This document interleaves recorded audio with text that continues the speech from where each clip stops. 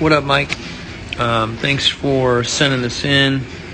I'm going to look at the lower body first, and then once we get into the lower body, we'll move to our upper body. So right now, I'm seeing some energy down into this knee, and I want to see more energy into the glute.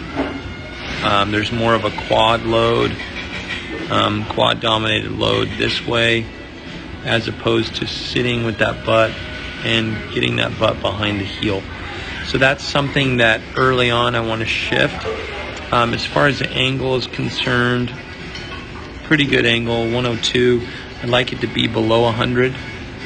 So there's a little bit of work that you can do. I think a lot of it having to shift into that glute squat is gonna be huge.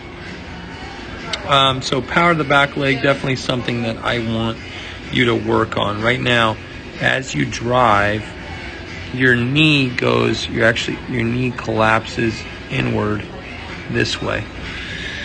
With that being said, the way to fix that is to push this knee backward as sort of a resistance, and then by doing that, you're going to be able to maintain resistance in that back leg to push this hip forward. So there's kind of a opposite equal motion here where your hip's going forward while your back knee is going backwards.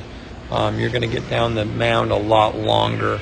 And the reason being why you would want to do that is at plant leg. Let's look at your plant leg.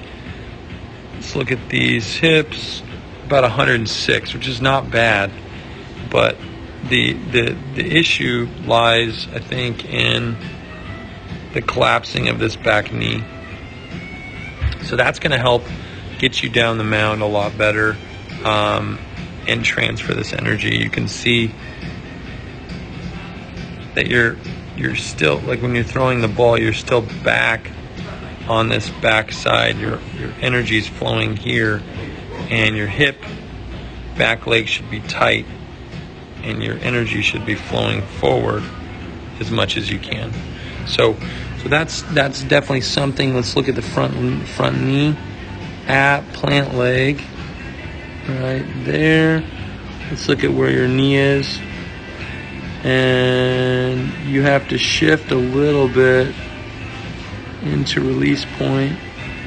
So there is quite a bit of a shift at plant leg, and so what we want to have happen is we want to have this glute activate a little bit early. It's going to pull this knee outward, so this is going to activate, glute is going to activate, and then once that happens, you're going to be able to plant. I'd like you to plant there.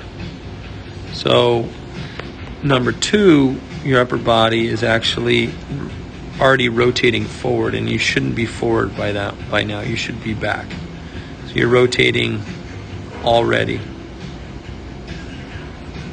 So I'd like to keep your upper body back longer. You have this kind of a separation of both your arm going down and your front glove going up. Your elbow is pretty low out of this. So I think setting up that front leg and staying closed long enough. By closed, I mean your upper body needs to stay closed. Maybe that encompasses you holding onto that ball a little bit longer and separating more here and into that back shoulder to help you rotate, because right now it looks like you're trying to speed up your upper body, but the way that you're separating from that glove is just a little bit too long, and you're kind of stuck in that back shoulder. So all right, so internally rotated front knee, that's an issue. Collapsed back knee, which is power to the back leg, that's an issue. Let's look at the angle at plants. So solid, doing a good job out of that front foot, about 151. So that's solid. You do a good job of planting. All right, that's solid. Okay, so let's look at posture at ball release. So posture at ball release, you are almost like a B or a C posture. And what I want to see here, as you see, you actually stay up. You stay up. That lower body sets up earlier. You're going to be able to rotate a little bit quicker around yourself. Part of that is the collapsed back knee, but posture looks fine. Let's look at stacking.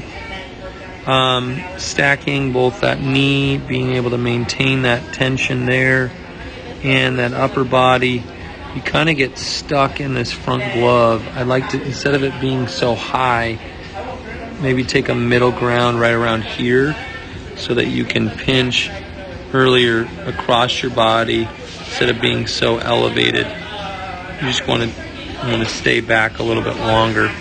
So, all right, so that's solid. Let's look at, all right, so let's see here. Next thing is, so posture, stacking, definitely something I want you to work on with your upper body. A lot of it's going to come from 45-degree knees, final arcs, marshals, walking marshals. All of those things are going to be crucial for you to get the separation through a little bit. All right, so that's solid. Let's look at front glove. Front glove's really high. We've talked about it. And you're almost going downward through that. I'd like to kind of control this, come at a middle ground, and be able to rotate with that shoulder. That looks pretty good. So front glove, definitely something I want you to work on, focus on. As far as the elbow is concerned, it looks like it's in line, pretty good. It might be a tad bit low. Part of it has to do with you being kind of stuck downward below the shoulder here. You're pinched well. I can see the back shoulder blade there, but it might be a little bit low.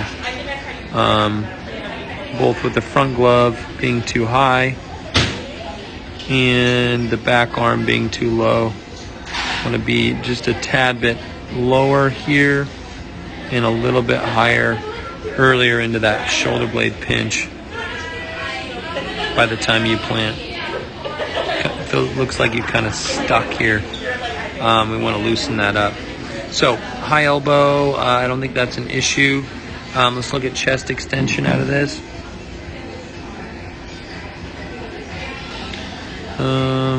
Off that back hip. So it's in the 39 range, probably 30, 40 right there. That's not bad. Could be more. Could be about 50. And that's like 2 or 3 inches. But a lot of this has to do with your back leg being off the ground. That's not providing you the balance you need. And all of this has started with the internally rotated back leg where it's collapsing instead of holding that tension. So you can hold that tension a little bit longer into that back knee. You're going to be able to get down a lot further, not have that collapsed back leg. Things are going to start getting a little bit quicker. A lot of this, the 2-pound stuff, if you look on Instagram or Facebook, on our web, on our social media outlets for 212 Athlete, that's going to be able to kind of help you. Weighted balls are going to be those med balls that we throw. They're 2 pounds. Those are going to be crucial to help you with that. All right, let's see here. So the last thing is an arm fly out, and right now I believe you do have an arm fly out. And all that means is you're letting this arm drag outside of your elbow and you're not rotating your arm through fast enough. So that's your maximum layback right there, here. And the key is to be able to get that ball through faster, and by taking a route that is outside of this elbow, anything outside of your body is going to travel a little bit slower than if you would have taken a direct path through that ball with your chest. So a lot of it's going to be from this back leg. So you do have an arm fly out, so that's something I want you to work on. Marshals, walking marshals, 45-degree knees. All of our arm care with the weighted balls is going to help as well. And so hopefully this is helpful. Please text if you have any issues, and I'll talk to you soon.